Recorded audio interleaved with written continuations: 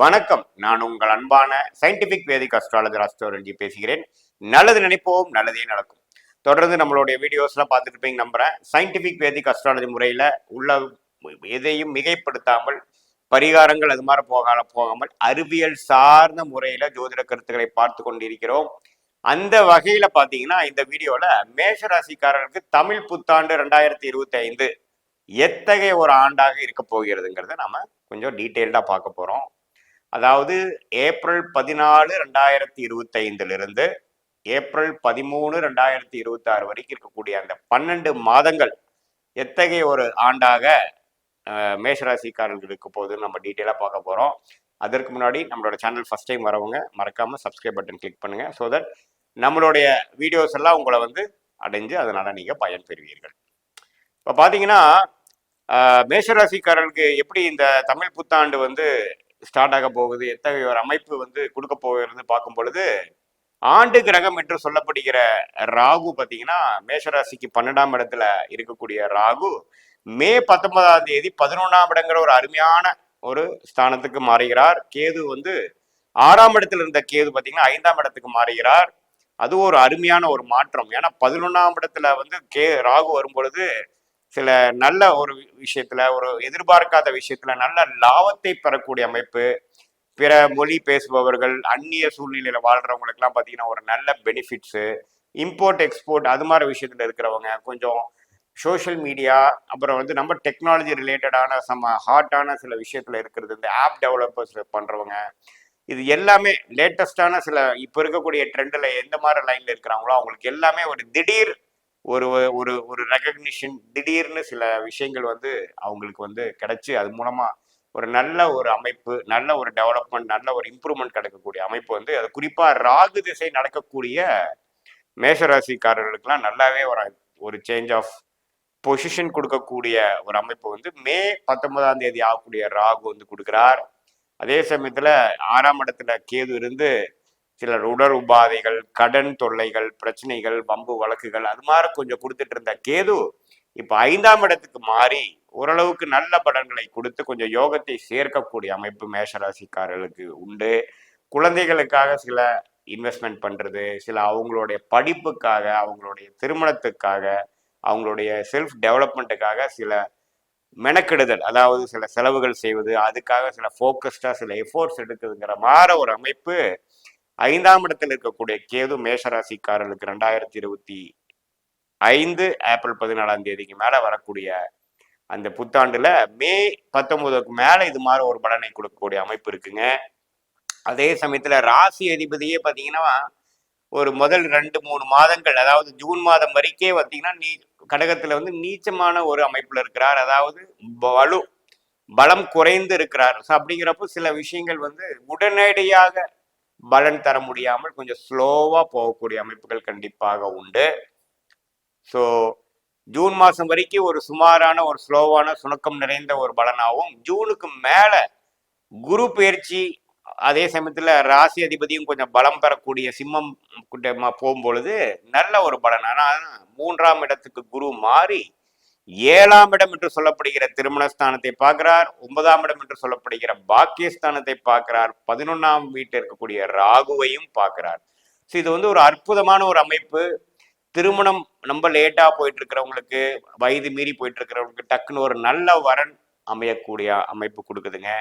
ஒரு வியாபாரத்துல ஒரு பங்குதாரர் அமைய முடியல, நமக்கு ஒரு அசோசியேட்ஸ், ஒரு ஃபண்டிங்கு கிடைக்காம நம்ம ரொம்ப கஷ்டப்படுறோம், தனித்து கஷ்டப்படுறோம், அல்லது இருக்கக்கூடிய பார்ட்னர்ஸோட சில கருத்து வேறுபாடுகள் போயிட்டு இருக்குது அப்படிங்கிற மாதிரி இருக்கிறவங்களுக்குலாம் பார்த்தீங்கன்னா அந்த குருவின் பார்வை ஒரு நல்ல அமைப்பும், ஓரளவுக்கு ஒரு ஒரு எந்தவித சுணக்கங்களும் இல்லாமல் ஓரளவுக்கு நல்ல தன்மையான ஒரு மாற்றமும், ஒரு ஸ்டெபிலிட்டி இந்த லைஃபும் கொடுக்கக்கூடிய அமைப்புகள், நிறைய புது கிளைண்ட்ஸு, புது கஸ்டமர்ஸ், அது மாதிரி விஷயங்கள்லாம் தொழிலதிபர்கள் கொடுக்கக்கூடிய அமைப்பு. இதே மாதிரி குடும்பத்தில் இருக்கக்கூடிய இல்லத்தரசிகள் மேஷராசிக்காரர்களா இருக்கும் பொழுது அவங்களுக்கு இது வரைக்கும் ஃபேமிலியில ஒரு மாதிரி பிடிப்பில்லாம போயிட்டு இருக்குதுங்கிற மாதிரி அமைப்பு கொஞ்சம் நிலை மாறி ஓரளவுக்கு நல்லாவே மனம் குளிர சில நல்ல மாற்றங்கள் ரிலேஷன்ஷிப்ல வருது அப்படிங்கிற மாதிரி விஷயத்தை கண்டிப்பாக குருவின் பார்வை 7ஆம் இடத்துல இருக்கக்கூடிய அந்த ரிஷபத்தை பார்த்து மேஷராசிக்காரர்களுக்கு நல்ல ஒரு பலனை கொடுக்கக்கூடிய ஒரு அற்புதமான ஒரு குரு பயிற்சியாக, குறிப்பா மே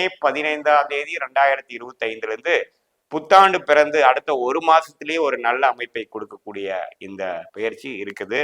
அதனால மேஷராசிக்காரர்களுக்கு பார்த்தீங்கன்னா ஒரு அற்புதமான ஒரு நல்ல ஒரு மாற்றத்தை கொடுக்குதுங்க. என்ன 7 நாள் சனி ஸ்டார்ட் ஆயிருச்சே, நமக்கு வந்து இனிமேல் பிரச்சனையா அப்படின்னு பயப்பட வேண்டாம். ஏன்னா 2027 தான் பார்த்தீங்கன்னா உங்களுக்கு ஜென்ம சனி வருதே ஒழிய 25, 26 பெரிய ஒரு ஒரு பிரச்சனைக்குரிய ஒரு அமைப்போ ஒரு சாதகமற்ற அமைப்போ நம்ம சொல்ல முடியாது. என்ன அடுத்த கட்ட நடவடிக்கைக்காக சில செலவுகள் செய்வீர்கள். ஃபார் எக்ஸாம்பிள், குழந்தைகளுக்கு திருமணம் செய்யக்கூடிய டைம், அதுக்கு சுப விரயங்கள் செய்வது, அவங்களுக்கு நகை வாங்குறது, மேரேஜுக்கு வேணுங்கிற எக்ஸ்பென்ஸ் பண்றது, அல்லது ஹையர் ஸ்டடீஸ்க்கு சில எக்ஸ்பென்சஸ் பண்றதுங்கிற மாதிரி பணம் எவ்வளவு தூரம் உங்களுக்கு பணம் வருகிறதோ அதற்கு அல்லது அதற்கு மேல செலவாகக்கூடிய அளவுக்கு விரய சனி வந்து வேலை கொடுக்குமே தவிர வேற ஒன்றும் ஒரு இக்கட்டான ஒரு தர்ம சங்கடமாக ஒரு டெவலப்மெண்ட் ஓரியன்ட் இல்லாத ஒரு அமைப்பு வந்து மேஷராசிக்காரர்களுக்கு ஒரு நியூட்ரலான ஒரு தசாபுக்தி போகிறவங்களுக்கு இந்த கோச்சார் அமைப்பாக 7 நாட் சனி அது விரய சனி கொடுக்குங்கிறது நீங்க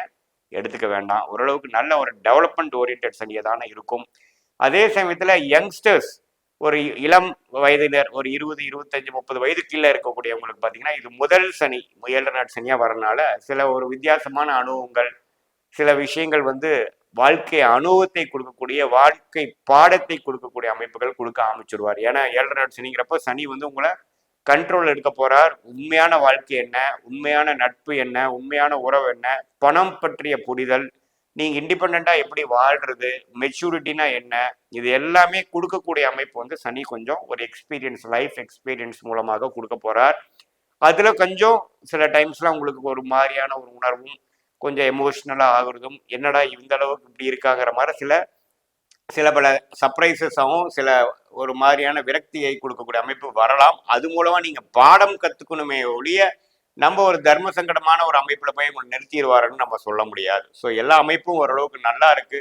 குரு 3ஆம் இடத்திலிருந்து வந்து 7ஆம் வீட்டை பார்த்து 9ஆம் வீடுங்கிற பாக்கியஸ்தானம், தந்தையார் ஸ்தானம், பூர்வீக ஸ்தானத்தை பார்த்து அப்பா மூலமாக நல்ல ஒரு முன்னேற்றம், பாக்கியங்கள் கிடைக்கிறது, பூர்வீகத்துல சில பெனிஃபிட்ஸ் கொண்டு வர்றது, அப்பா பாட்டனார் மூலமா சில விஷயங்கள் பெனிஃபிட்ஸ் வர்றது, இது எல்லாமே நடந்து 11ஆம் வீட்டுல இருக்கக்கூடிய ராகுவையும் குரு பார்ப்பதனால் நான் முதலே சொன்ன மாதிரி 11ஆம் வீட்டு ராகு கொஞ்சம் அந்நிய சூழ்நிலையில வெளிநாட்டில் இருக்கிறவங்க, வெளிநாடு போகணும்னு ட்ரை பண்றவங்க, இம்போர்ட் எக்ஸ்போர்ட் பண்றவங்க, ஷேர் மார்க்கெட்ல இருக்கிறவங்க, இது மாதிரி சோசியல் மீடியா இது மாதிரி லேட்டஸ்ட் டெக்னாலஜியில இருக்கிறவங்களுக்கு எல்லாமே ஒரு நல்ல ஒரு பிரேக் த்ரூ, ஒரு நல்ல ஒரு அமைப்பை கொடுக்கக்கூடிய ஒரு அமைப்பு கொடுக்குதுங்க.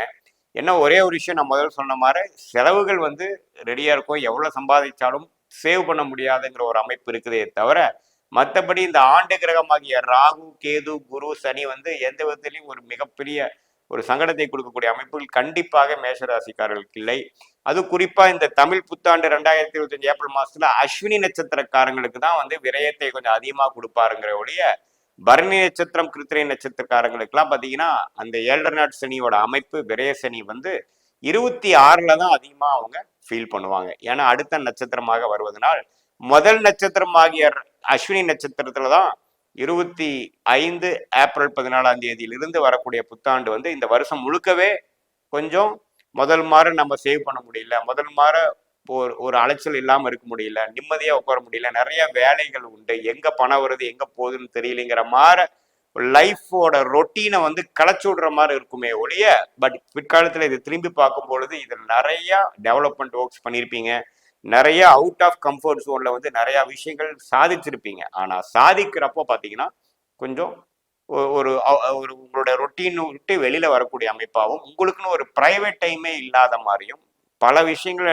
தலையில போட்டுட்டு நீங்க ரெஸ்பான்சிபிலிட்டி எடுத்து பண்ண வேண்டிய ஒரு சூழ்நிலைக்கு வந்துட்டீங்கிறதான் கொடுக்குமே ஒழிய இது ஒரு டெவலப்மெண்ட் டைமே ஒழிய ஒரு தப்பான ஒரு டைமா இல்லை. ஸோ மேஷராசிக்காரர்களுக்கு 2025 தமிழ் புத்தாண்டு ஏப்ரல் 14ஆம் தேதி வரக்கூடிய அமைப்பு அருமையான அமைப்பு. ஒரு 100க்கு 70 மதிப்பெண்கள் பெறக்கூடிய நல்ல ஒரு பிராப்தங்களும் பல வித்தியாசமான அனுபவங்களும் டெவலப்மெண்ட் ஓரியன்டான சிச்சுவேஷன்ஸும் கொடுக்கக்கூடிய அமைப்பு மேஷராசிக்காரர்களுக்கு கண்டிப்பாக இருக்குதுங்கிறது தெரிஞ்சுக்கணும். இது பொதுவான பலன்களை தவிர உங்களுடைய ஜென்ம ஜாதகத்தில் உங்களோட லக்னம் என்ன, என்ன தசாபுக்திகள் போய் கொண்டிருக்கிறது, அந்த தசநாதனும் புக்திநாதனும் இப்ப நம்ம பேசின கோச்சாரத்துல எது மாதிரி அமைப்புகள் இருக்குதுங்கிறத வைத்து உன்னமே துல்லியமான ஷார்ட் டேர்ம் ஃபியூச்சர் என்ன, லாங் டேர்ம் ஃபியூச்சர் என்ன, எத்தகைய முடிவு எப்போ எடுக்கணும், எது மாதிரி சம்பவங்கள் எப்போ நடக்கக்கூடிய அமைப்பு இருக்குதுங்கிற மாதிரி வச்சு நம்மளுடைய லைஃப் ப்ராஸ்பெக்ட்ஸை அதிகப்படுத்திக்கலாம், மேக்ஸிமைஸ் பண்ணிக்கலாங்கிறது இந்த சயின்டிபிக் வேதிக் அஸ்ட்ராலஜி கண்டிப்பாக உதவுங்கிறது நீங்கள் தெரிஞ்சுக்கணும்.